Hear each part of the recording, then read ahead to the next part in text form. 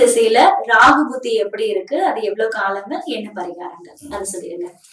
சந்திரன் திசையில ராகு புத்தி இல்லைங்களா? ராகு புத்தி சந்திரன் திசையில ராகு புத்தி நீங்க கேட்டிருக்கீங்க.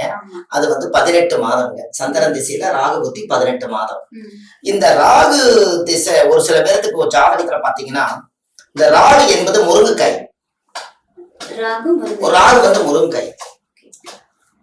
உங்களுடைய ஜாதகத்துல நீங்க ஏதாவது ராகு திசை நடந்தா நீங்க அந்த காலத்துல பாருங்க, ராகுன்னா பொதுவாவே ஜாதகத்துல யாராவது குழந்தை தூங்கலைன்னு வச்சுக்கோங்களேன், முறுக்கிட்டே தூங்குதுன்னு சொல்லுவாங்கல்ல. குழந்தை நல்லா தூங்க மாட்டேங்குதுங்க, முறுக்கிட்டே தூங்குதுன்னு சொல்லுவாங்க. அப்போ முருங்காய 3 தடவை அந்த குழந்தைய தலை சுத்தி நீங்க இதை முறுக்கி தலை சுத்தி ஓடுற நதியில விட்டீங்கன்னா அந்த குழந்தை அன்னையில இருந்து நல்லா ஃபர்ஸ்ட் கிளாஸா தூங்கும். இதெல்லாம் இந்த பரிகாரங்களை கேட்கும் போது முன்னோர்கள் ஏதோ சொல்லி வச்சிருப்பாங்களோ அப்படின்ற ஒரு கேள்வி மறுபடியும் கண்டிப்பாங்கம்மா. எல்லாமே முன்னோர்கள், அதாவது இது ஆதிகால பரிகாரங்கள். நீங்க குழந்தை சரியா தூங்கலைன்னா அந்த குழந்தையோட ட்ரெஸ்ஸ புளியாம, அதாவது முறுக்காம புளியாம தண்ணியில முக்கி அப்படியே காய போடும்பாங்க.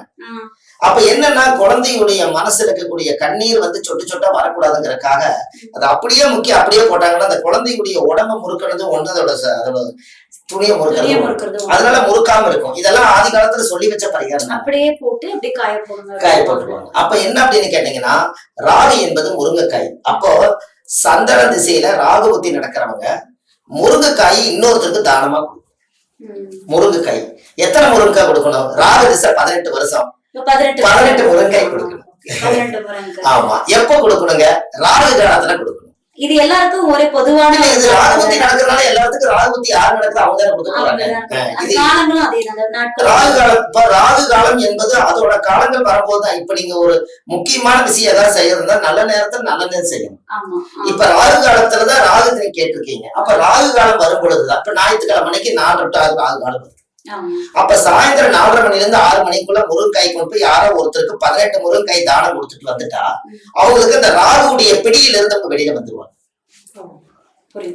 சரிங்களா? அதே போல இப்ப ஜாதகத்துல துர்கை அம்மனுக்கு எலுமிச்சம்பழ மாலை போட்டு உங்களுடைய பிரார்த்தனையை நீங்க வச்சுட்டு வந்தீங்கன்னா துர்கைக்கும் ராகுக்கும் ஒரு மிகப்பெரிய ஒரு சக்தி இருக்கு, ஒரு தொடர்பு இருக்கு.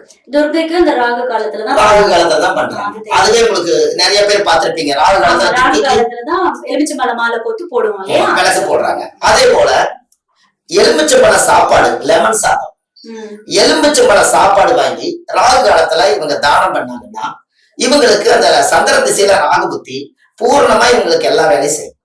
இது எத்தனை வாரங்கள் இப்படி தொடர்ந்து பண்ணுவோம்? 18 வாரமே. எல்லாமே ஆர்டரா வரும்.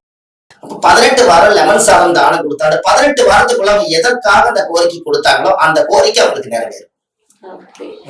ரொம்ப அழகான ஒரு பரிகாரங்கள். இதுவரைக்கும் நம்ம கேட்க முடியாத பரிகாரங்கள் எல்லாமே நம்மளே செய்யற மாதிரி செலவும் கம்மியான ஒரு பரிகாரங்கள் தான் அவர் சொல்லிட்டு இருக்காரு ஐயா.